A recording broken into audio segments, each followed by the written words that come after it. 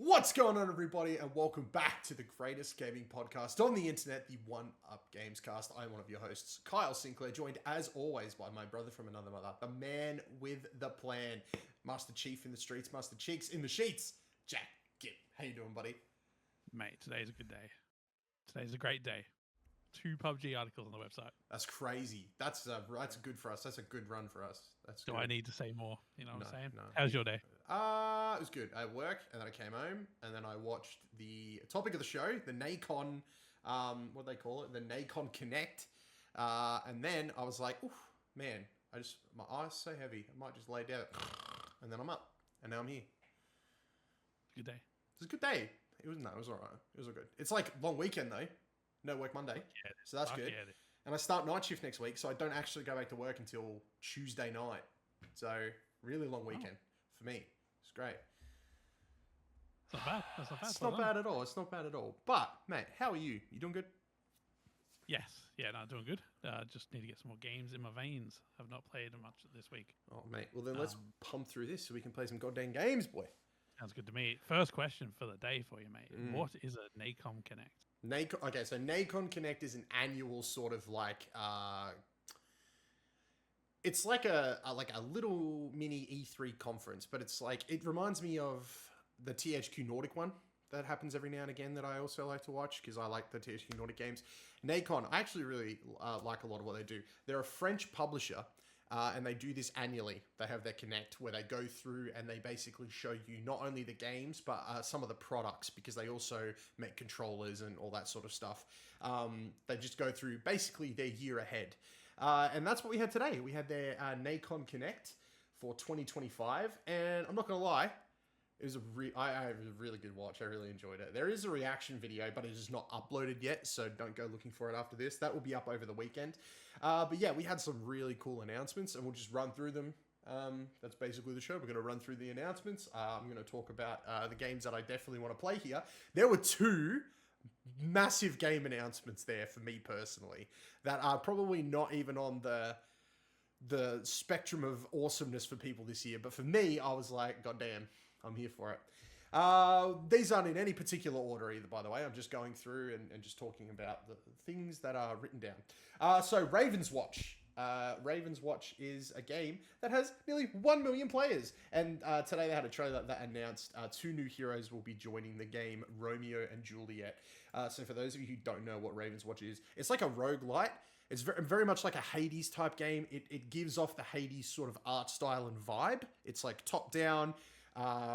It's co-op, which is something it has over Hades. I always said I think Hades would be really cool if it was like a co-op game. Raven's Watch is co-op, hence adding Romeo and Juliet, so you can you've got 2 new heroes that sort of bounce off each other. That's kind of how they've sort of designed these 2. They're very cool. But yeah, great trailer. It's definitely worth a watch, and I'm keen to see more from these guys. I haven't really jumped into Raven's Watch that much. I've had 1 game of it, and I enjoyed it. But all it did was make me want to play more Hades. So, I mean, I guess that's a good thing. Yeah. But yeah, I kind of want to give it more time and yeah, jump in and play some more of that. Test Drive Unlimited basically announced their 3rd season, launches on March 19. And they're adding a whole bunch of new cars, new locations, new races. They're adding... AI difficulty selection now. So instead of having races set at difficulties, you can now set the difficulty of the races in the race. And setting it at a higher difficulty will allow you to gain more influence, gain more money. Custom license plates are being added to the game. They're also adding a whole bunch of new cars, new Aston Martin, new Lamborghini. I think there was a Ferrari. They're adding the DeLorean, like the Back to the Future DeLorean. Looks really cool. They're also adding a new shop to the game, I believe. It's like a clan shop, because you can have like clans in this game where you and all your friends can come together and create like a crew. But they can't call it crew because Ubisoft have a crew. And then, yeah, they're adding new ranked rewards, new rank system. They're adding a whole bunch in Season 3. Like, it's actually like a decent sort of like offering from them. This is the first time where like the trailer was really, really good and it actually made me want to jump in and try the game. So I actually haven't played Test Drive Unlimited. But this got me in. Yeah, I just had to like Google it to sort of remind myself. So this is Solar Crown, right? Mm-hmm. So we haven't had a test drive for 12 years before that. Yeah. Yeah, I was sort of okay. I It's kind of forgot this game came out, to be honest. Yeah, the whole trailer. After this, you should watch the trailer because the whole trailer feels like Horizon. Like it feels like a Horizon game. I reckon I remember seeing it. Yeah, this is the one in Hong Kong. That's right. Oh yeah, we should check this out. We should definitely check it out. I was gonna say to you guys, we should check it out because it feels right up our alley. I would have seen it a couple of years ago. Yeah, true. I probably seen it back when I was still into Horizon 5 a bit more actively and thought, I don't need another one of these sort of thing. Yeah. Yeah, I remember it looking great. Oh, that's cool. They're still supporting it. Yeah, let's have a look at it later on. But this season looks great. Like they're adding a lot of stuff.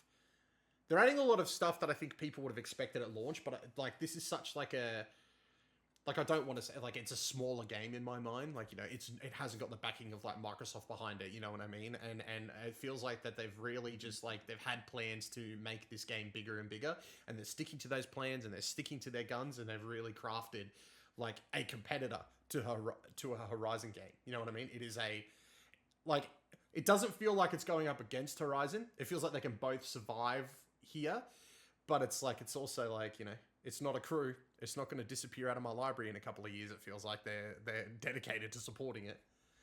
Yeah. Hey, bit of trivia.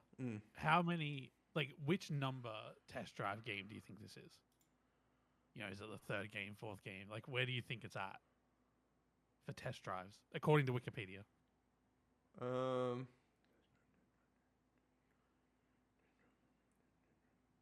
The map looks awesome. 6? 22.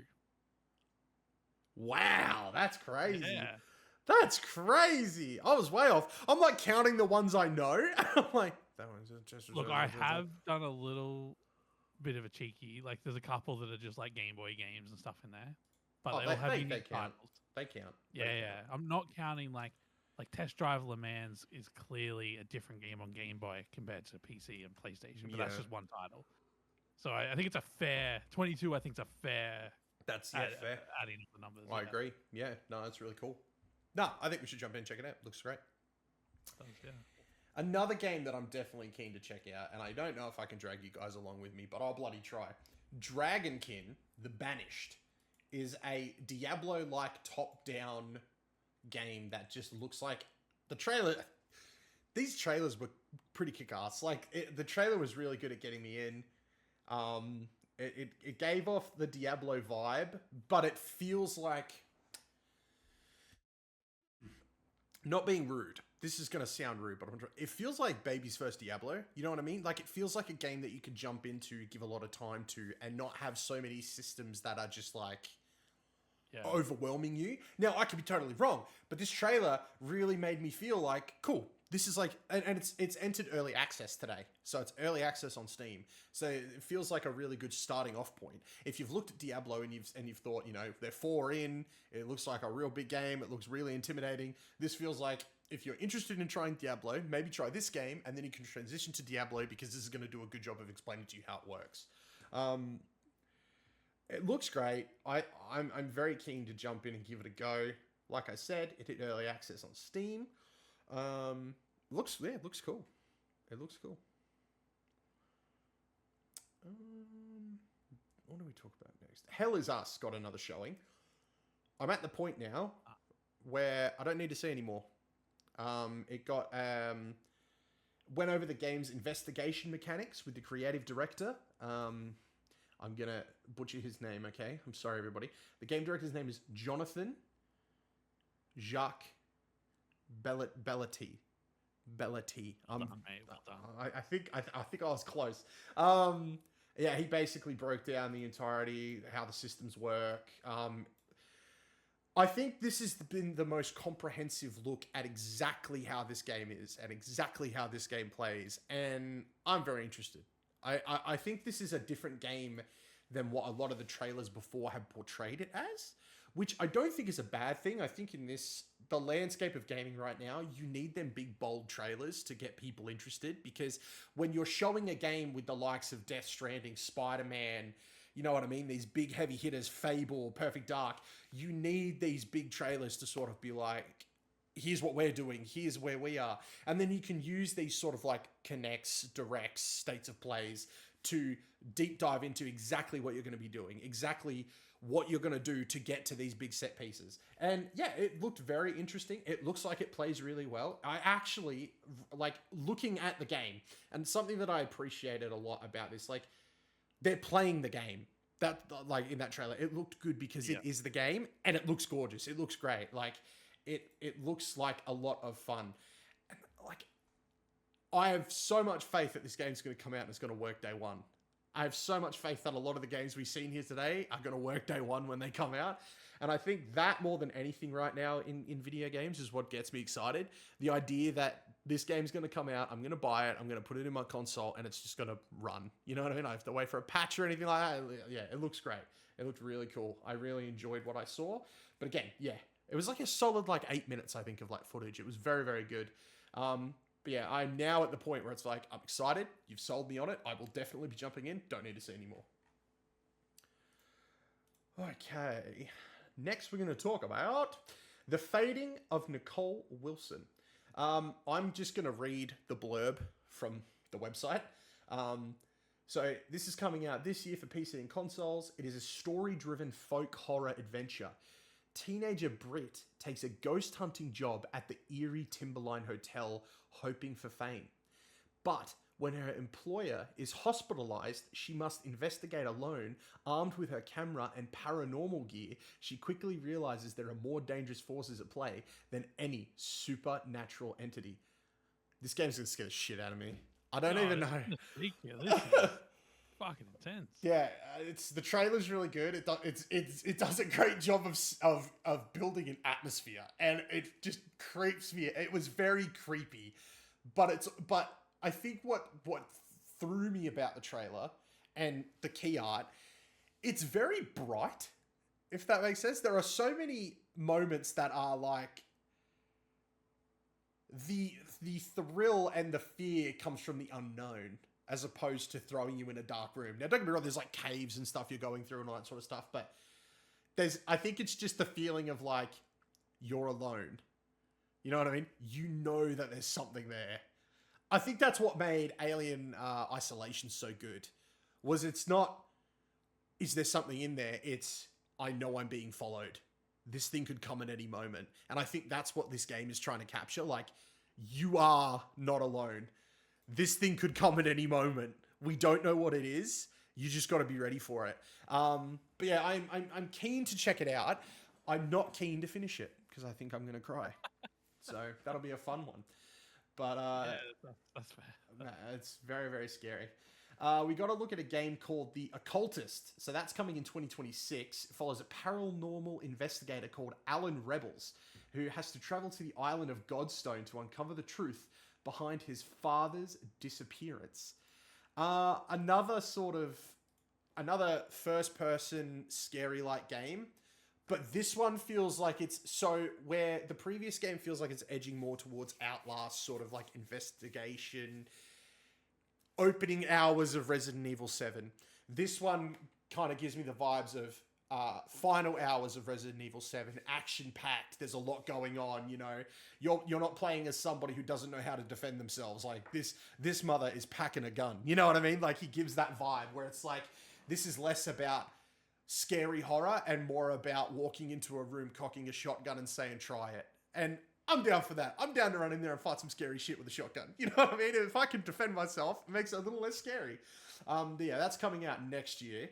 And it looked cool. It looks really cool. I think that's the vibe I'm getting from a lot of these games, right? Is they look cool. They look cool enough that and interesting enough that I'm willing to try them. You know what I mean? So fingers crossed a lot of this comes to Game Pass, because that would be so good. I'm the kind of guy that if I play it on Game Pass and I enjoy it, I'll go buy it. You know what I mean? I'm not just going to play it on Game Pass. I want it for my shelf. And this one definitely feels like I definitely want to try it before I buy it sort of game. Because yeah, it looks great. Next, we're going to be talking about Edge of Memories. So this is like a super like colorful. I believe they like refer to it's sort of like a JRPG, but it's clearly been developed not by people who make JRPGs, if that makes sense. Like, it feels like this is their first attempt, and it looks like a really cool attempt, don't get me wrong. There is something that... I'm just looking at the key art now. It feels less anime, more cartoon. And I think that's sort of what throws me when I see the word JRPG. Do you know what I mean? Like, when I see a JRPG, I expect a look. This is a very different look, but I'm not against it. I just think the gameplay they showed, this is the sort of game where I need to see more. I need to know a lot more before I'm willing to say, oh yeah, I'm like, I hear JRPG, I think, cool, I'm gonna put 200 hours into a JRPG. To put 200 hours into this, I think I need just that little bit more. But don't get me wrong, it does look really interesting. And there was I'm trying to think of like what game it reminds me of. Like the art style of this game reminds me so much of another game and I can't put my finger on it. It might have been like an early Tales game actually, just looking at the key art and stuff. Yeah, it might be early Tales. It looks like a blend of like Tales and like the weird stuff from Persona. But yeah, I'm definitely keen to check it out. You know me, I love a good JRPG. I love trying new stuff. So when it drops, I'll definitely give it a go. But yeah, whether or not it's a game that I'm going to put 200 hours into in order to do every quest and find everything and immerse myself in the world, that remains to be seen. I definitely need to see more. But what I have seen excites me. I'm very keen to see more. Okay, next. Ren Sport is coming to consoles. So this is a PC racing game that is now finally coming to the PS5 and the Xbox Series X and S, and it is coming this year to those consoles. Really pretty looking game.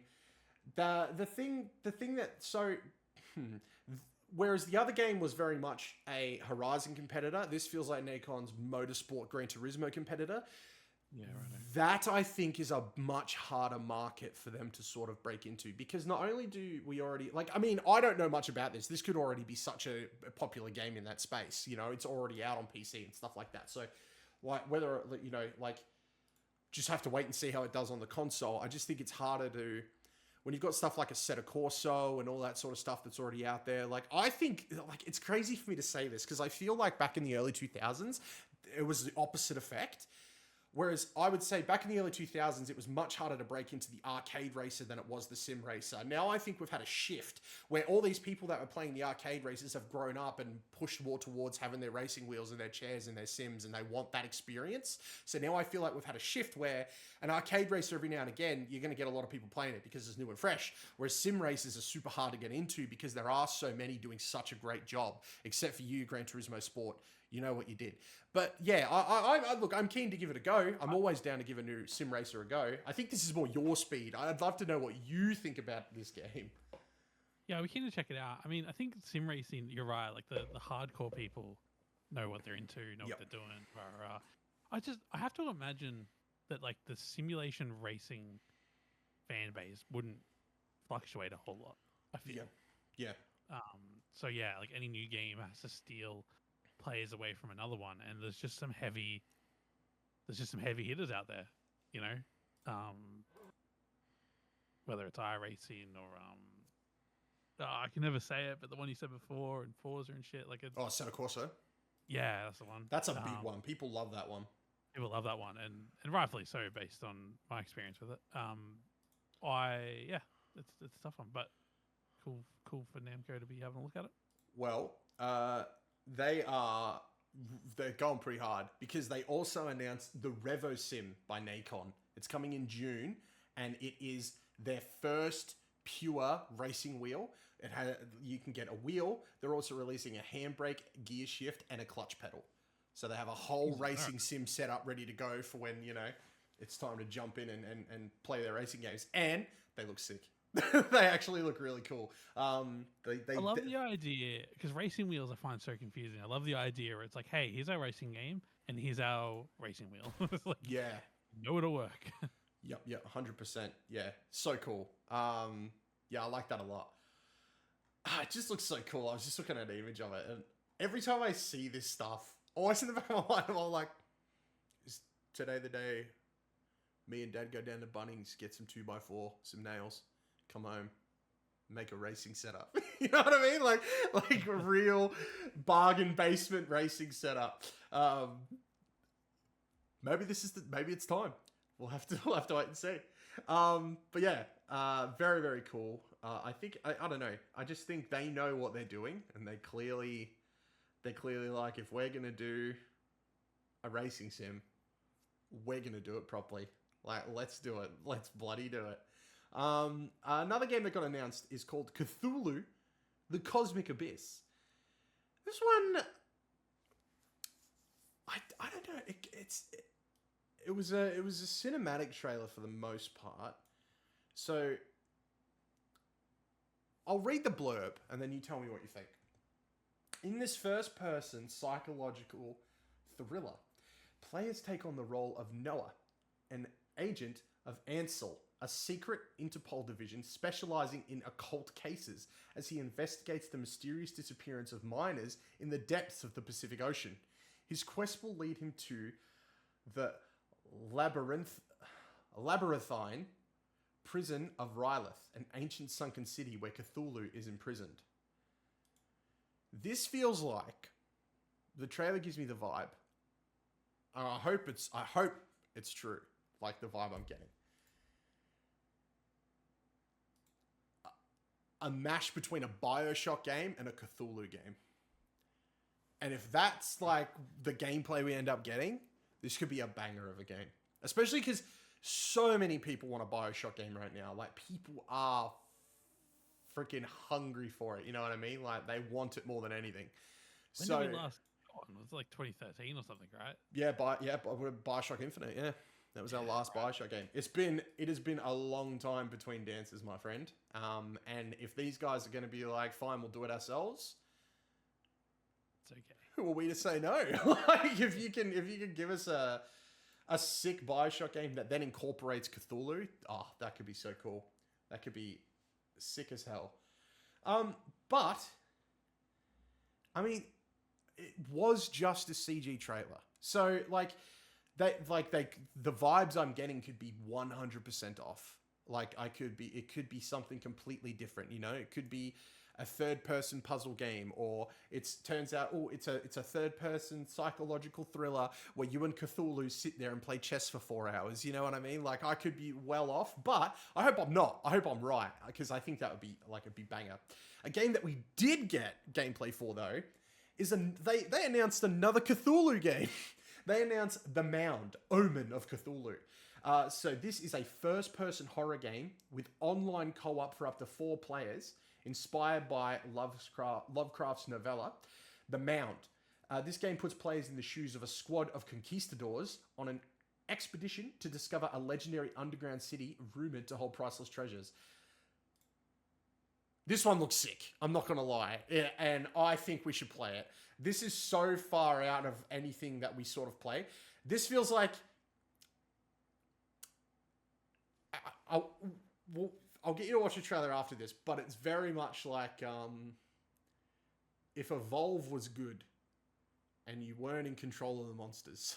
Like, 4-player, and you're conquistadors, right? So it's not like you're running in there with machine guns. You've got, like, single-shot muskets, and then you're, like, pulling out axes and swords and all kinds of stuff, and it's 4-player, and I don't know. I just feel like people want that 4-player fun. I feel like there's been a very big shift towards 3-player co-op, but I think 4-player, people want 4-player games back. You know, they want their, like, you know, Left 4 Dead's, their, you know, those sorts of games. This gives off sort of like... It's almost like a whole genre's been missing. Yeah. This gives off Left 4 Dead adjacent vibes. You know what I mean? Like, they're not trying to be the next Left 4 Dead. They're trying to give you a 4-player co-op game that's different than anything you've played before. And just looking at it, I'm like, yeah, I'm down to try it. I think it'd be a lot of fun. And yeah, so who knows? Maybe we'll give it a go. Might be a bit of fun. Okay. All right. So I said at the start there were 2 games that were announced that got me very excited. Mate, they're both sequels, by the way. So but there's sequels to games that I don't think you know anything about. Look, the fact that I've called Nacon Namco several times during this podcast makes me think you're probably correct. All right, mate. Which one? Do you want the one that's like... Do you want the one that I'm super excited for that's going to make no money, or the one that I'm excited for that might have a shot? Let's go without the money first. Okay. Styx, Blades of Greed, baby. Let's go. So we haven't had a Styx game since 2017, and that's when we got Shards of Darkness. So this one is scheduled to come out this year. Styx is like a combination between Thief. Do you remember Thief? Oh, on the PS4 or something? Yeah. So it's like, it feels like a combination between like Thief and Golem, but it's better than Golem. So you play as Styx. He's like a little goblin dude who can do like, it's a stealth game primarily, but he can do stuff like mind control people. He can like, I remember him being able to like turn invisible. He can like make people fight each other. And it's primarily like a stealth game where you're trying to get through the mission. You're trying to like get out of there or like get into some place. And it's super cool. One of the things I remembered a lot about, especially Shards of Darkness, was it was like what would happen was if you died, it was like Batman Arkham, where he would like appear in the death screen and he would be like, "Oh my god, you're so shit." It's like, all right, let's try it again. Yeah, like it was so good. So I cannot tell you how excited I was to see, like, he's back. We're getting a I can't believe we are getting a Styx sequel before a new Splinter Cell game. We're getting a Styx sequel before GTA. Like, that's crazy. It was not on my bingo card at all, mate. But can't lie, happy it's happening. I cannot wait to jump in. This is not a game that anyone should take seriously. It's just going to be a bit of fun. And I think that's what we're missing. We need a game that's just going to be a bit of fun. You know what I mean? That's what we're after. Mate, now this one actually has a chance to make some freaking money. So do you remember RoboCop? The RoboCop game? Yeah, like that came out like months ago or a year ago or something. Yeah. We're getting another one, baby. Really? Yeah, we're getting RoboCop Rogue City Unfinished Business. What a name, baby. So here's what's got me super excited about this, okay? All right. So I'll read this blurb here, all right? And then I'll talk, like, people are going to be mad about this. It is a standalone sequel to 2023's RoboCop Rogue City. 2023? Yeah. Sorry. I'm having a moment over here. RoboCop Rogue City Unfinished Business will have players return to old Detroit to reach the top of the Omni Tower that's been overrun by mercenaries. It launches this summer for PlayStation 5, X and S, and PC. Mate, the premise of this game is you are RoboCop, and you are trying to make your way to the top of a giant tower. Okay. I think that's a sick idea. Yeah. But it also reminds me a lot of the movie Dredd, which is a Judge Dredd movie, right? A part of me is like, why is this a RoboCop sequel? Why did we not just get the Dredd IP and just make a Dredd game? They're basically the same character. They both walk around. They both uphold the law. They both cover their face. Like, it would have been freaking sick. But no, I think this has a shot, because Rogue City was so much better than it had any right to be. Especially as a licensed game. You know what I mean? Like, this is a movie licensed game. And it was so much better than it had any right to be. And I am totally aware that I have a nostalgia bias because I love RoboCop. I am fully aware of that. I don't give a damn. Like, it was actually a bit of fun. And I think this is going to be better. Like, I've got this feeling that, like, they're zeroing in on what would make this fun. What makes this fun? You are RoboCop. You are one man against the many. You are climbing a tower. Good luck. Like, hell yeah. The narrowness of the project might help. And also commercially, like, might not be a crazy to actually release.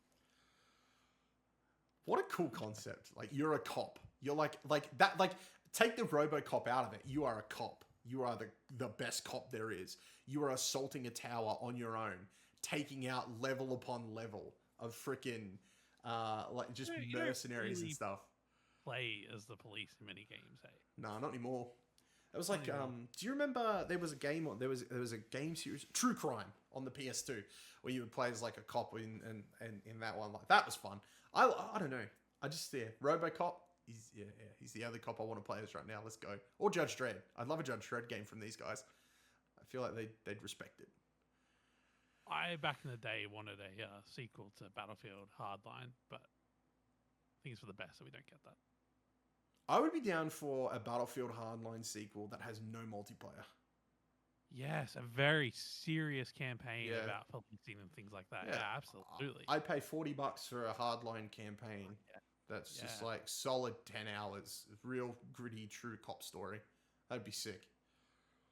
Yeah, I think stick to just warfare for multiplayer. Yeah. Although, in fairness, Hardline did have a pretty cool multiplayer. There were some cool modes in there that I think if they'd actually expanded upon later on, it would have been pretty good. But yeah, I think we're at a point where they just need to keep the multiplayer where it is Hardline was a real sign of the times as well, like pumping out as many games as you can. Like, I feel like it had a lot of negativeness because of the time, but the game was like fine. Yeah, there's nothing wrong with it. Yeah. I think some of the map design probably wasn't like as good as what DICE was doing the years before that, but hey, DICE ain't making good maps now anyway, so who am I to judge Hardline? Life is like a circle. We're back at the start. But yeah, that was basically all the big announcements from Nacon's Connect, and I'm not gonna lie, I enjoyed it a lot.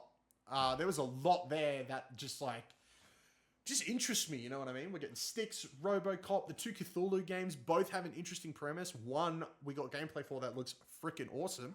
We have a game that is touting itself as a JRPG that confuses the hell out of me, so I'm very excited to jump into that. The Occultist, the two little horror games, scary as hell. Hell Is Us have already sold me on it.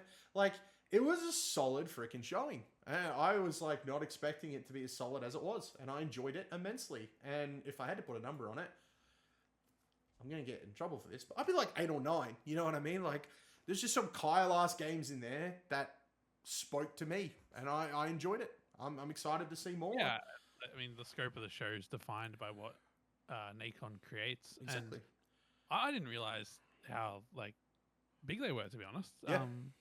I just Googled them before, and they actually own Big Ant in Melbourne as well. Yeah, they're good. They set expectations too going in. They were like, oh, we're going to have some sequels, and we're going to have a whole bunch of brand new games announced. Like, get excited. I'm like, okay, cool. Thank you for setting expectations. That's nice. Thank you for sharing with us. It was great. It was good fun. It was really good. I enjoyed it a lot. Look forward to the reaction where you can watch along with me and see my face when Styx returns. I'm looking forward to that. Bro, it was like, I have, for people that don't know, why would you know? I have a tooth thing going on at the moment, so my mouth is very sore. So when Styx appears, I just have this dumb look on my face, and you can tell that it's hurting my face. Like, you can tell I'm in pain, but I'm just so shocked that this game is there. I'm like, oh, but yeah, no. Well, mate, thank you very much for joining me for this episode of the Gamescast. I appreciate it. Thank you very much. Oh, mate, you should come back and we'll do it again next week. One day I'm just going to stop saying that joke, and then I'm just going to miss it. Just going to miss it so much. We'll skip an episode that week as well, just to really put people Oh, God. I'm throwing up internally just thinking about it. Let's not do that. All right. Thank you very much for listening, ladies and gentlemen. If you enjoyed the show, be sure to like and subscribe if you're watching on YouTube, or follow us on the podcast service you're listening on. We would very much appreciate it.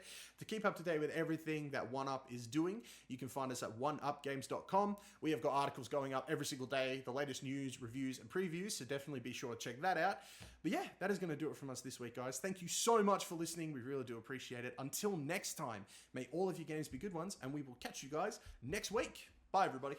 Bye.